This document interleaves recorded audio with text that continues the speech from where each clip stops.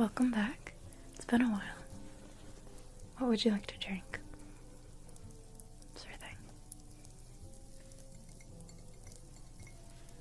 Let's see. Of course. Looks like Pepper is taken quite kindly to you. She likes scritches behind the ears. You can thank her for the lack of mice around here.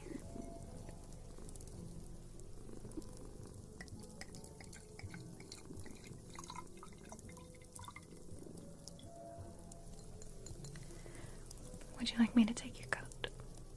Of course.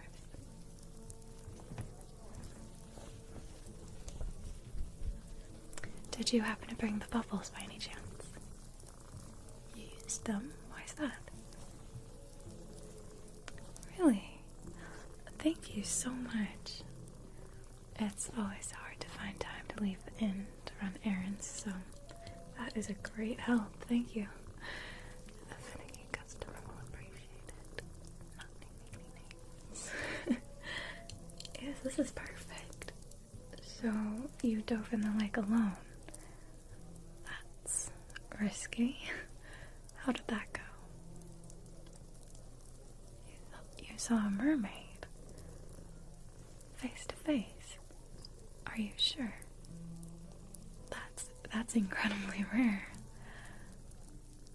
You didn't happen to touch any of the crystals outlining the entrance to the cave, did you? Good. I am so sorry. I would have warned you about that had I known you had been going alone. Yes, the crystals, they protect the mermaids from any ill-intentioned beings from entering their realm, but many daring adventurers, or shall I say rotten thieves, will dive down and try to break off the crystals to take them for their own. They are highly coveted for their powerful protective properties and beauty. The mermaids are, by nature, kind, curious, gentle beings that would never harm anyone or anything unprovoked, but if you attempt to steal a crystal, I suppose it was foolish of me to even ask if you had attempted it. If you had, you would not be sitting here in front of me right now. I apologize, I don't mean to frighten you. Most everything around here will treat you kindly so long as you do the same and stay on the paths. So, what did the mermaid do when she saw you? Poked your face. That sounds about right. Speaking of your face, did you manage to get scraped up again? And it looks like the other ones had finally almost healed. Actually, now that I get a closer look, these look like sting brush birds. Well, lucky for you, I have the antidote for that. There we are. Just a bit of whirling milk will clear those right up. But how did you even manage that? Sting brush doesn't grow anywhere near the Willow Witch's cottage, only much deeper into them. You must have visited Nightshade. Really? What did you think of her? Yes, she can be quite intimidating, but she means well, usually.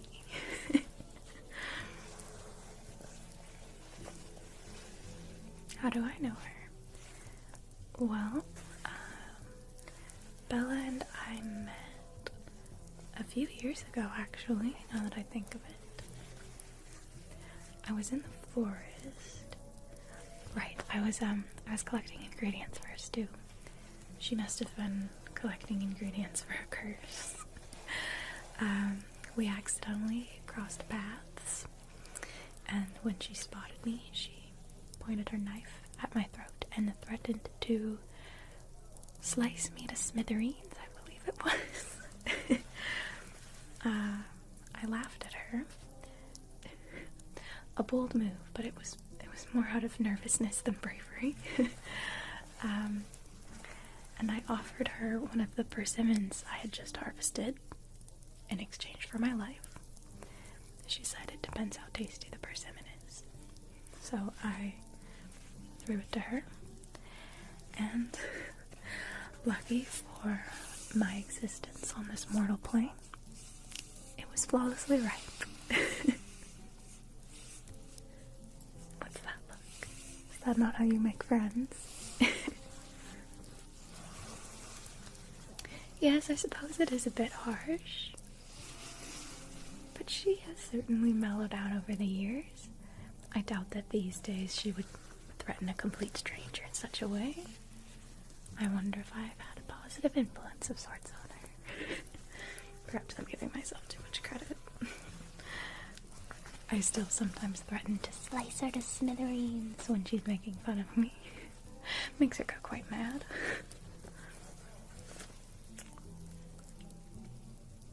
Really? Flitterbloom. That is quite kind of her. And thank you so much for delivering it. Flitterbloom, it's a potion of joy, optimism, laughter is most often a side effect. And this will put every guest in a very jolly mood, which will in turn make my life much easier. Last time I saw her, I suppose I'd been lamenting about my troubles with some unruly guests, and this is our solution. Would you like to chat while I prepare supper? Wonderful. I always appreciate the company. Just need to consult my recipe book.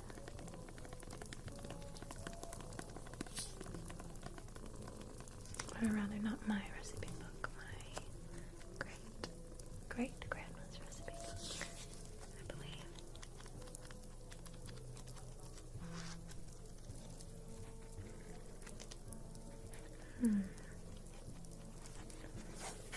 Let's see here.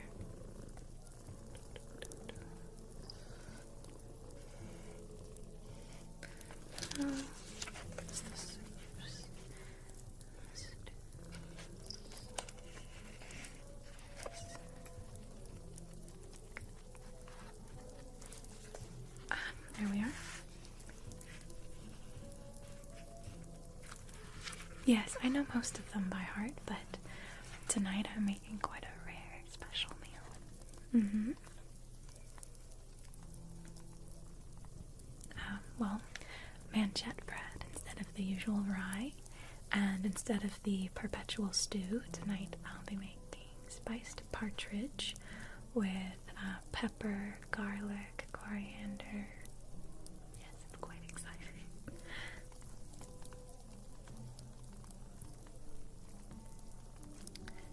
Because a few of the Queen's Guard are staying here tonight.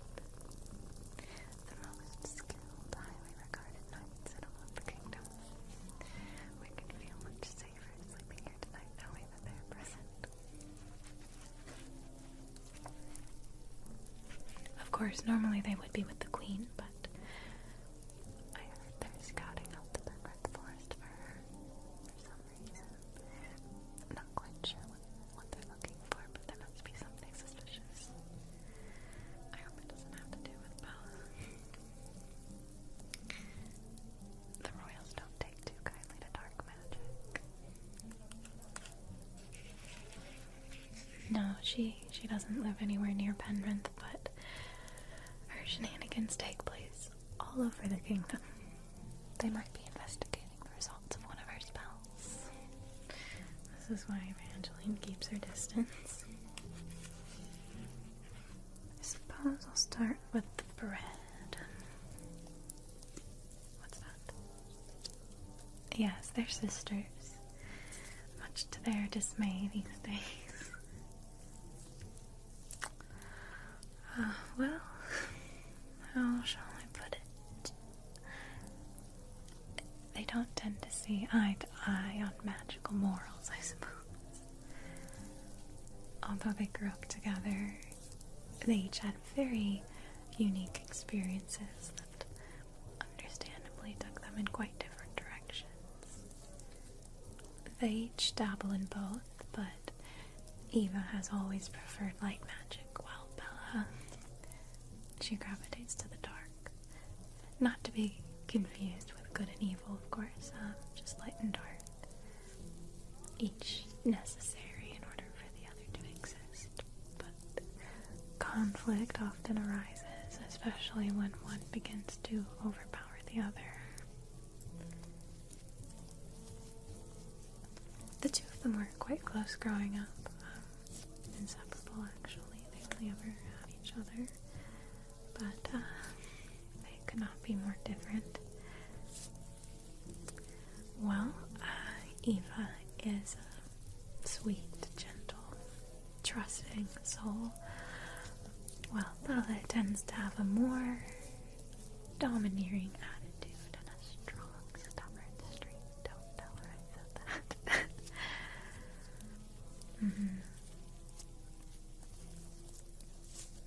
Eva begged Bella for years to stop using dark magic because, as I'm sure you can imagine, it is quite dangerous. You risk, well, essentially guaranteed actually to make plenty of mortal enemies in both the physical and spiritual realms. And where there are enemies, there is often revenge. Eva wanted no part of any of that. But Bella persisted, as she does. The final straw came. Well, it's a bit of a dark story. Are you sure you'd like to know? Alright. Well, a fellow that Bella had cursed, very deservingly, you might add, he came to their home when neither of them were present, but sleeping inside was the dragon that Eva had raised since childhood. And I'm sure you know that the bond between a dragon and master is one of the deepest, most devoted connections that can exist. And this was long before Eva or Bella were skilled enough witches to fully protect their home from intruders. So this fellow, he poisoned Eva's dragon fatally, thinking that she belonged to Bella. Eva was understandably completely heartbroken and disappeared without saying a word to Bella. She was gone for what felt to me like a very long time. She of course eventually returned, but their relationship is never quite recovered. I'd say it was one of those tragic scenarios in which each person was arguably justified in their actions, but it all ended in quite unforgivable disaster nonetheless. I apologize for dampening the mood, but I hope that might give you a clearer understanding of things. Let's move on to lighter subjects, why don't we? What's next? Oh. I'll need to chop up all these vegetables. Harvested these from the garden just this morning. They're looking beautiful. I think that Melchberry fertilizer actually worked. Melchberry fertilizer. It was given to me as a gift by a customer in exchange for an extra helping of potatoes, I believe it was. She told me they would cause the vegetables to grow at twice the speed and have double the taste. Quite a lofty promise, but I thought it couldn't hurt to give it a go. To be honest, these do look quite a lot better than usual. Have you had a chance to take a stroll through the garden yet?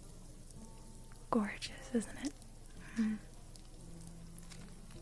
But you do have to watch out for the little pixies that sleep in the flowers out there. Very mischievous. If you have anything shiny or in any way intriguing on your person or even in your pockets, they'll snatch it off of you without you even noticing.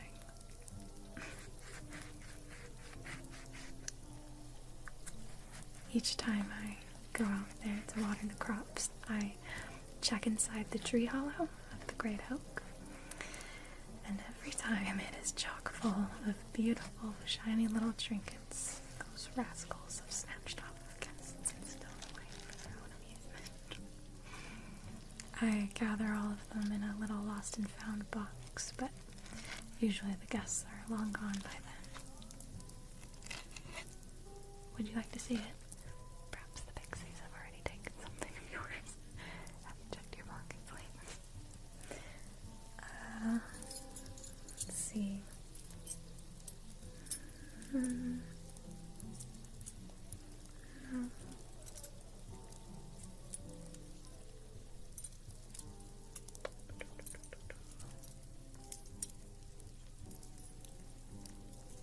I believe it's one of the bronze ones. That's too small. It's not too big. Can you tell this is the key for the room for the ogres? If it's any smaller, they'll lose it.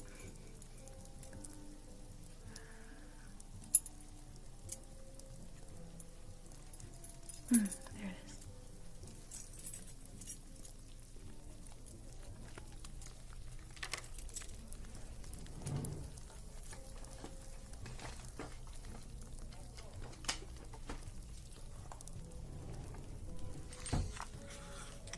Here it is. They seem to have an affinity for gold, don't they? I think they have excellent taste. It's a pity they were stolen, but it's all quite beautiful. Oh dear. This is sad. Looks like they snatched the silverware set off of a poor little elf. He's out there eating with his own hands.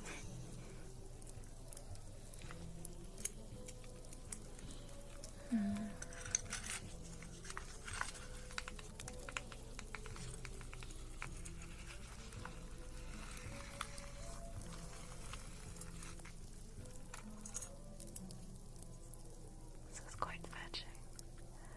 Must have been worn by royalty. That is certainly a real pearl. Gorgeous. This would have to be my favorite. It's an emerald turtle brooch encrusted with diamonds and gold. Precious. A key. I hope that's not too important.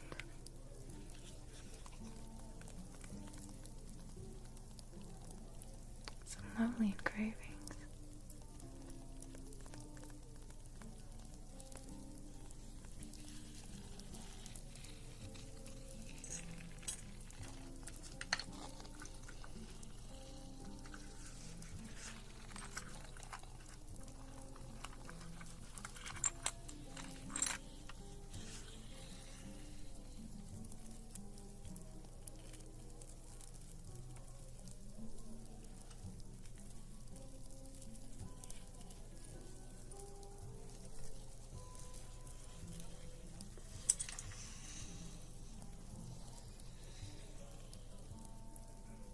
Not sure what this could be.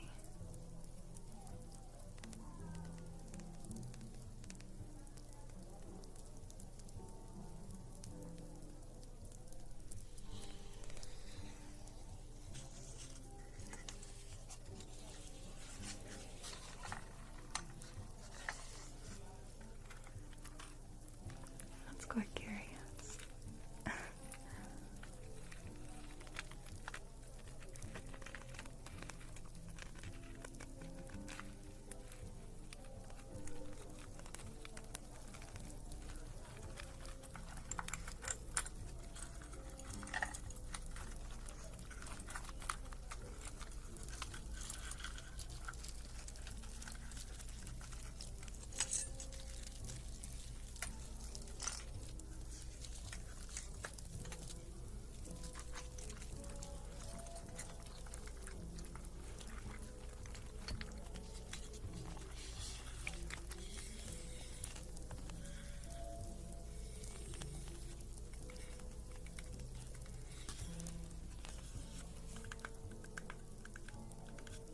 You don't see anything of yours. That's good, I suppose. Let's hope it stays that way.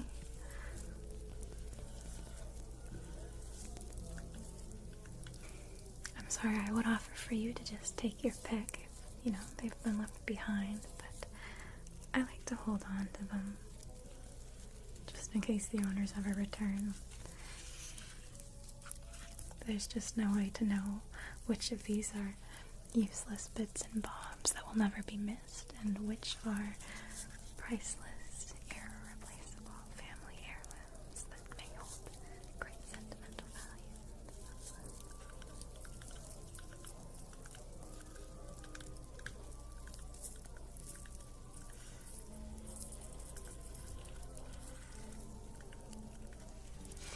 Right, now I need the key to the spice drawer. I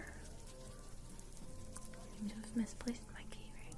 Ah, there it is.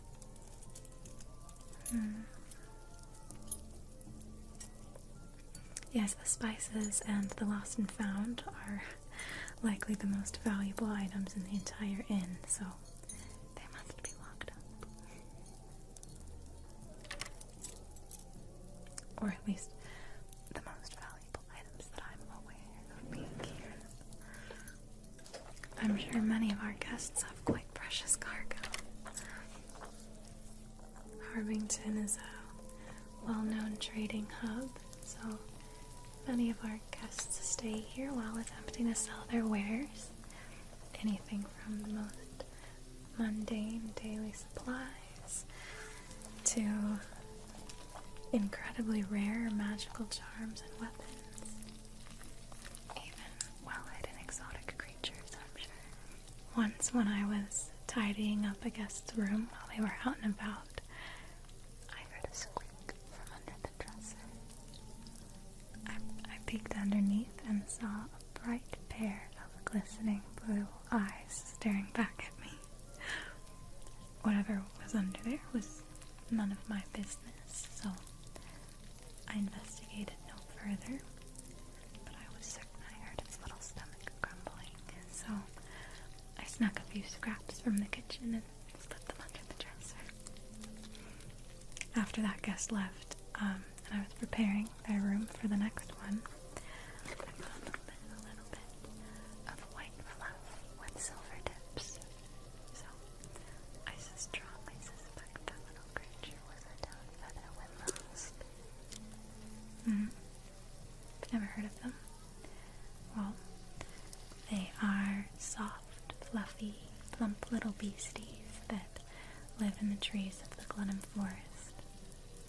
They're quite shy and skittish, but they are highly valued for their kindness and helpfulness.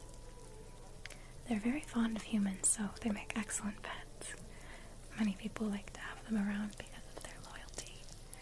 If you're ever lost or harmed, your Wimrost will travel great distances very quickly through the trees to find someone who can assist you.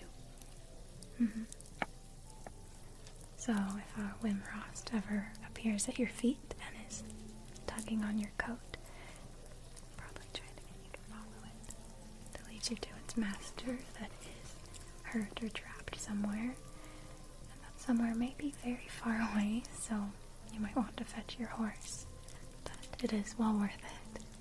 If you help, the Wimrost will grant you a favor in return, and they're capable of accomplishing very much. It's easy to underestimate them because of their size, but I once helped a Wimrost when its master was stuck up to her knees in the Dreadland Bog, and the next morning my favorite teapot that I had years ago accidentally shattered was sitting upon my table, perfectly intact.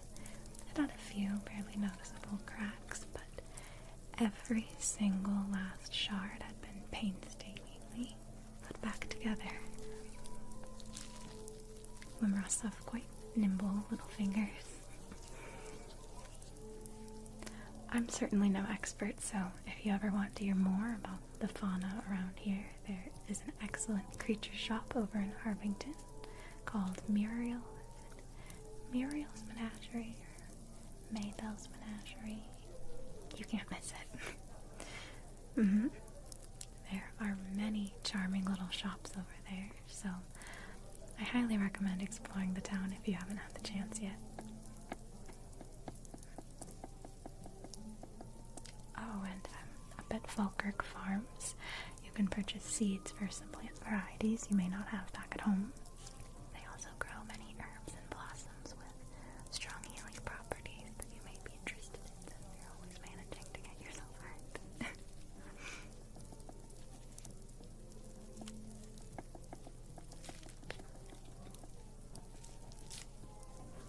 Alright, well, I better go start setting up the dining hall for supper.